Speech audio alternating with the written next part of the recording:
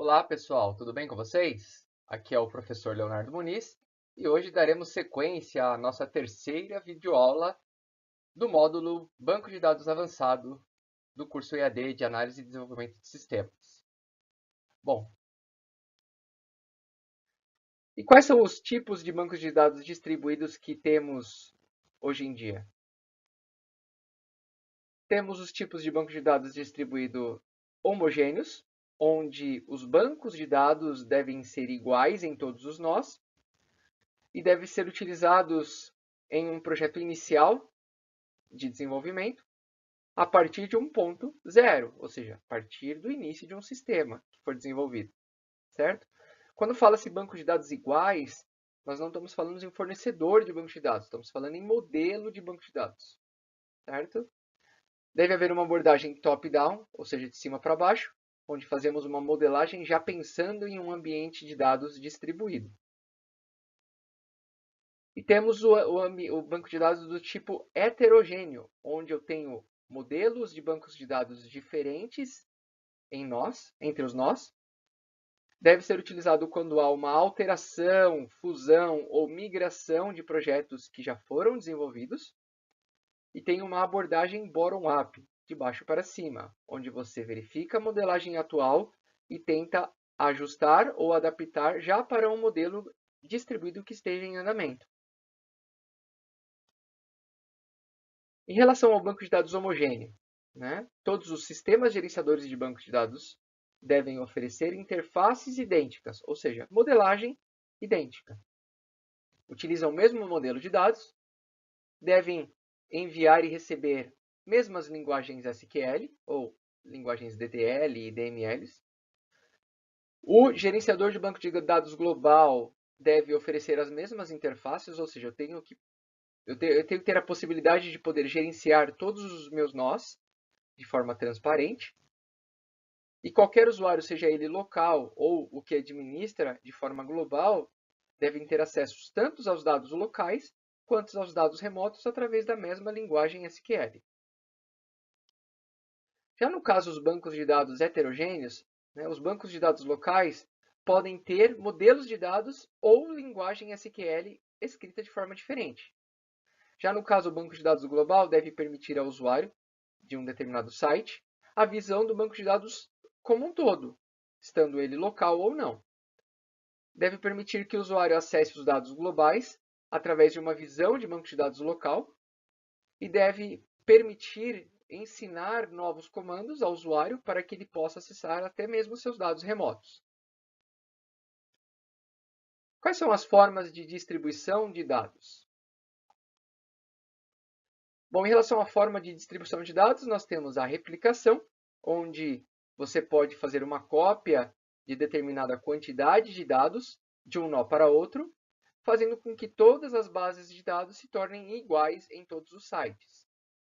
Como, por exemplo, uma tabela de produtos de uma grande loja de varejo. A vantagem traz disponibilidade, porque se por acaso um nó específico deixar de funcionar, o outro nó pode assumir a responsabilidade e o meu sistema continua em funcionamento de forma usual. E uma desvantagem é que há um aumento considerável aí de processamento e de armazenamento em disco, por conta de duplicações de informações em bases de dados. Além disso, existem dois tipos de forma de replicação de dados. A replicação síncrona, que a cada transação, quando ela é concluída, os dados, uma vez confirmados, são enviados para outros nós até que todos estejam com a mesma informação replicada, de forma síncrona, automática. De forma assíncrona, o nó que fez aquela alteração executa e conclui a transação, e aí, determinado período do dia, ou da semana, ou do mês, há uma cópia desses dados para outros nós, fazendo com que os outros nós tenham a mesma informação que o nó principal. Porém, não de forma automatizada, de forma automática, e sim em tempos específicos que forem determinados pelos gerenciadores desses bancos de dados. Em relação à fragmentação de dados, os dados eles são divididos em todo o sistema, onde há uma base de dados diferente em cada site ou nó. Mas quando nós temos uma visão global, é como se nós tivéssemos uma única base de dados. Como, por exemplo, uma tabela de impostos em uma determinada cidade de um país, que tem como vantagem a distribuição de dados e desvantagem apenas os dados locais ficam de fácil acesso pela aplicação e pelos usuários que vão fazer as devidas manutenções nestes dados. Neste slide tem um exemplo de uma fragmentação vertical. Nós vamos ver os dois tipos existentes. Tá? Considerando a tabela na parte de cima deste slide, que tem uma tabela de projetos, que possui 4 atributos. PNO, que é o número do projeto, PNAME, que é o nome do projeto, Budget, que é o valor de orçamento para aquele projeto, e LOC, que é a localização destes projetos. Se nós considerarmos uma fragmentação vertical, nós dividimos entre vários nós dados que sejam contidos em colunas de tabelas. Então, para a tabela projeto, acima, foi feito 2 fragmentações, onde a primeira fragmentação é a composição do que foi marcado em vermelho, ou o número do projeto e o orçamento desse projeto. E aí foi dado o nome de PROJ 1. E aí nós temos a tabela PROJ 2, que também é uma fragmentação vertical da tabela PROJ, que tem como informação a coluna PNO, que é o número do projeto, que eu preciso dela em ambas fragmentações, para depois eu poder recompor a minha informação na tabela original. E aí eu tenho o atributo PNAME e o atributo LOC. Então veja que eu faço uma fragmentação vertical, onde todos os meus registros são divididos em nós diferentes, porém ainda guardam a informação da chave primária dessa tabela, para depois ela poder ser composta e ser remontada do jeito que ela era antes. Temos também a possibilidade de fazer uma fragmentação horizontal, que ao invés de eu dividir colunas entre nós, eu divido registros. Neste tipo de fragmentação, há a necessidade de definir um critério de filtro em relação a cada um dos meus fragmentos. Como, por exemplo, para a mesma tabela PROJ, foi definido uma regra de que PROJ 1 vão receber todos os registros de orçamentos que sejam menores do que 200 mil. Já em PROJ 2, eu devo definir uma regra que eu leve todos os projetos com orçamentos que tenham valores maiores ou iguais a 200 mil. Nesse caso, o gerenciador de banco de dados faz a determinada consulta na tabela principal e distribui aqueles registros que satisfaçam essas condições em cada um dos nós. Certo? Então, para o caso de PROJ 1, que são os budgets menores do que 200 mil, foi encontrado na tabela principal 2 projetos. O projeto Instrumentation, que teve um budget de 150 mil, que é menor do que 200, e o Database Develop, que no caso é de budget de 135 mil, que também é menor que 200. Tudo bem? E em PROJ 2, eu tenho os projetos que são de orçamentos, budget, maior que 200 mil. No caso, eu tenho o CAD/CAM, que é de 250 mil, ou seja, maior que 200. Eu tenho o projeto Maintenance, que deu o valor de budget de 310, que é maior que 200. E eu tenho outro projeto que é o CAD-CAM em Boston, numa outra localização, de 500 mil. Então vejam que a minha tabela ela acaba sendo dividida em outras duas, de fragmentos em nós diferentes, com diferentes conteúdos de dados. Tudo bem? Bom, quem usa esses tipos de distribuição de dados? Na maioria das vezes são empresas que possuem filiais em diversas localizações diferentes, que precisam de se comunicar entre si e trocar informações, dados, registros, comandos, linguagens SQL, certo? Então, por exemplo, lojas de varejo, Walmart, Extra, Carrefour, Dia, Pão de Açúcar e outras redes de supermercados. Redes de hotéis, como por exemplo Accor, Windsor, Mercure, Ibis, Marriott e Sofitel. Postos de gasolina, como por exemplo Shell, Ipiranga.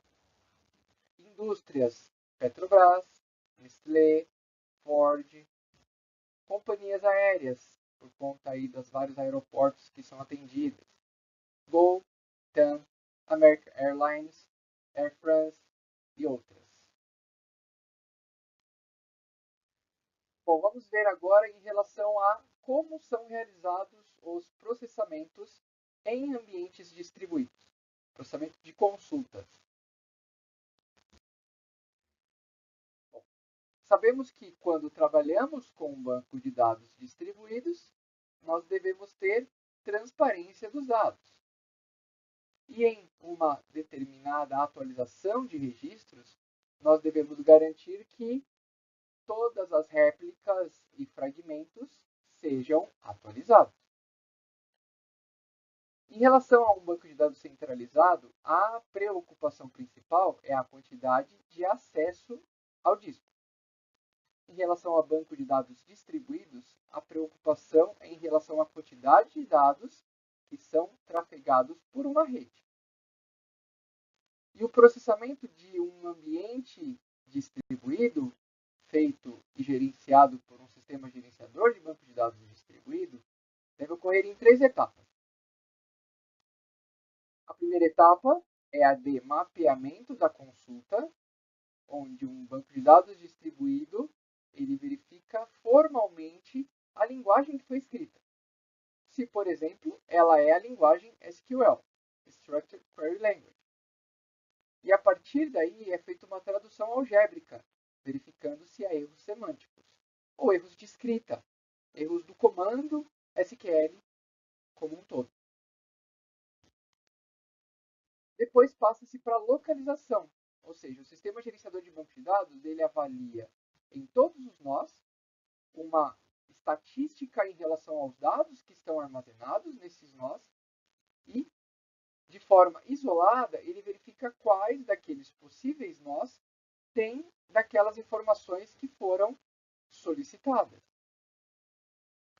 Saibam que alguns desses nós podem ter dados replicados, ou seja, eu posso ter a mesma quantidade de dados em nós distintos.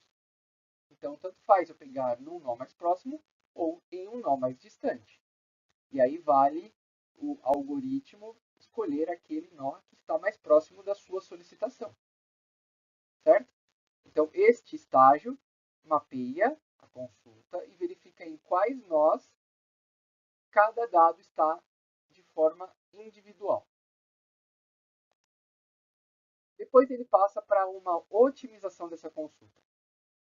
Ele verifica através de um conjunto de estratégias ou de regras ou até de custos e avalia cada uma delas através de uma nota e ele escolhe aquela que traga um melhor tempo de resposta. A principal unidade para basear nesse custo, que é o cálculo matemático que é feito baseado em um conjunto de características, né, ele avalia, dentre essas características, a taxa de processamento da máquina, ao qual tem aquela informação, aquele dado armazenado, a quantidade de I/O, ou input-output, ou entradas e saídas, e qual é a complexidade da comunicação, ou se vai ser utilizado uma rede interna, ou se de outra forma vai ser utilizado uma rede de internet contratada de um provedor de serviço. Vamos considerar um exemplo de uma empresa de comercialização de passagens aéreas online. Considerem aí os dados de uma prévia de duas companhias aéreas, Air France e Varig. Sabemos aí que a Varig já não é uma empresa válida no nosso país, porém, em questões didáticas, eu acabei mantendo essas duas empresas. Tá? Considerando a tabela de passageiros, que tem o atributo nome e telefone, nós temos os voos, que temos as características do voo, a tarifa, a quantidade de assentos e qual é a companhia aérea que realiza aquele voo. Depois nós temos a tabela de companhia aérea, que no caso temos o nome, faturamento, onde fica o presidente e qual é a sede da empresa. E depois nós temos a tabela reserva, que tem o nome do voo e qual foi o passageiro que fez aquela reserva. Tudo bem? Considerando uma fragmentação horizontal, uma ideia e uma proposta de fragmentação dos meus dados, classifica-se a minha fragmentação em dois tipos, separando dados por companhia aérea. Então, de um lado eu tenho companhia aérea Air France, em verde, e, de outro lado, companhia aérea Varig, em laranja. Os voos, eu tenho todos os voos realizados por companhia aérea Air France, em verde, do lado esquerdo. E do lado direito eu tenho todos os voos realizados por Varig, da companhia aérea Varig. Em relação a reservas, eu tenho as reservas realizadas pela empresa Air France, em verde. E do lado direito eu tenho reservas feitas para os voos da Varig, em laranja. E qual é o passageiro de cada um deles. Vejam que o mesmo passageiro ele pode ter reservas feitas em distintas companhias aéreas, como por exemplo Gabriel Silva. Gabriel Silva tem reservas tanto da Air France 147 quanto do Varig 224. Então, nesse caso, não há como eu ter uma fragmentação horizontal por companhia aérea em relação a passageiros. Certo? Porque como passageiros ele pode adquirir produtos de distintas companhias aéreas, eu preciso de fazer uma replicação e não uma fragmentação da minha tabela de passageiros. Desta forma, eu tenho uma tabela de passageiros no nó que tem dados da Air France, e eu também tenho uma mesma quantidade de registros numa tabela de passageiros em um nó que guarda informações apenas da companhia aérea Varig, fazendo com que os dois tenham a mesma quantidade de registros. O restante dividido entre companhias aéreas, fragmentadas de forma horizontal, onde registros são distribuídos em nós diferentes. Bom, a partir daí, caso for ser realizada uma consulta sobre essas tabelas, o sistema gerenciador deste banco de dados deve, como padrão, fornecer uma visão única para o meu usuário. Ele deve fazer uma tradução correta de qualquer linguagem SQL que for realizada em cima desses dados. A partir daí, ele tem que avaliar a localização e criar uma otimização dessa consulta através de uma análise desse plano de execução. Deve ser o mais ótimo possível, ou seja, com o melhor custo, menor custo no caso. E deve utilizar a consulta que tenha o melhor tempo de resposta. A partir daí é feita uma decomposição dessa consulta em 4 fases. A primeira é a decomposição da consulta, a localização dos dados entre os fragmentos, a otimização da consulta global e, a partir daí, a otimização da consulta local. Na etapa de localização, o sistema gerenciador de banco de dados deve obter, em cima de cada um dos nós que foram mapeados, deve percorrer cada um desses nós e, através daquilo que foi solicitado, deve ir juntando os registros que forem sendo encontrados em cada um dos nós. Para só então ele juntar todos os resultados e apresentar dados para o usuário final. Então, caso realizemos uma consulta, como por exemplo, companhia aérea igual a Air France, todos os voos e as suas devidas tarifas apenas da companhia aérea igual a Air France. Como nós sabemos que foi feita uma fragmentação horizontal entre companhias aéreas Air France e Varig, então eu preciso de fazer a minha localização e analisar os meus dados, tanto na fragmentação que tem dados da Air France, quanto na minha fragmentação que tem dados da Varig. Então eu preciso de executar a mesma consulta com a mesma condição, companhia igual a Air France, tanto no nó de voos da Air France, quanto no nó de voos da Varig. E aí, a partir daí, eu faço uma union, ou uma união do conteúdo que foi encontrado em cada um desses meus nós. Certo? E como sabemos que o nó que tem informação apenas da Varig, que foi dado o nome de voo-v, não há nenhuma informação de companhia aérea Air France, então ele vai lá e reduz a consulta. Ele não faz a consulta no nó voos V. Ele faz apenas no voos A, porque ele já identificou que no voos V não há companhia aérea Air France. Então por que ele vai gastar tempo executando consulta sobre um nó que ele já sabe que não vai trazer registro nenhum? Então ele faz uma redução dessa consulta e só executa a primeira consulta. No caso que vai fazer a consulta igual à companhia aérea Air France, no nó voo-A. Tudo bem?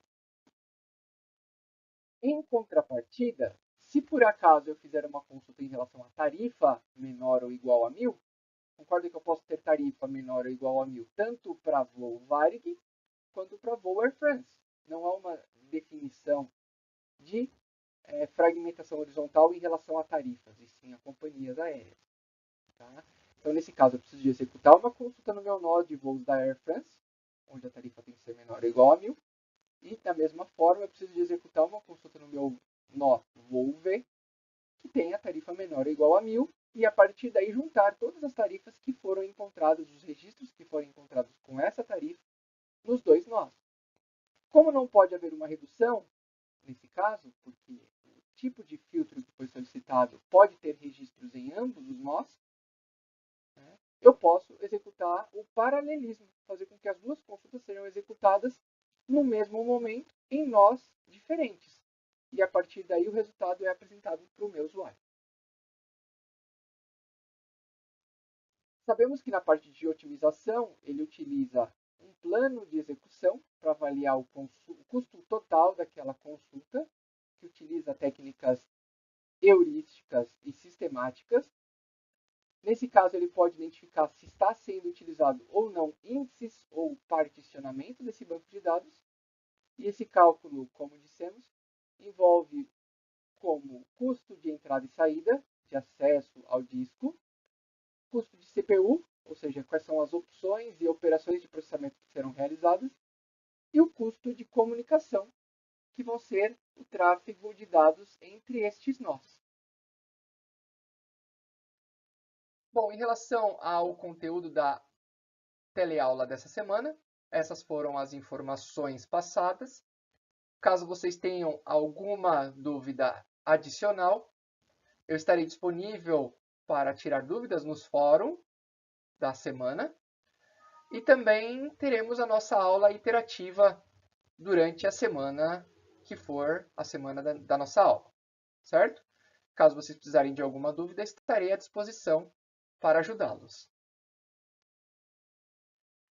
No próximo slide, tenho à disposição de vocês as referências utilizadas na composição deste material, que podem ser consultadas na Biblioteca dos Campos da Universidade Metodista ou até mesmo pela biblioteca virtual que a universidade também disponibiliza aos alunos. Bom, os livros são esses. Tenho disposto aí para vocês Princípios de Sistemas de Banco de Dados Distribuídos, da editora Campos. Também tem o livro Sistemas de Banco de Dados, da editora Pearson. o livro Introdução a Sistemas de Banco de Dados, da editora Campos, e o livro Sistema de Banco de Dados, da editora Campos. Bom, é isso, pessoal. Eu agradeço a atenção de vocês. Estou à disposição, caso me procurem, né? E caso estejam com alguma outra dúvida, é só me procurar durante a semana no Moodle. Um grande abraço e nos vemos na próxima teleaula. Até já!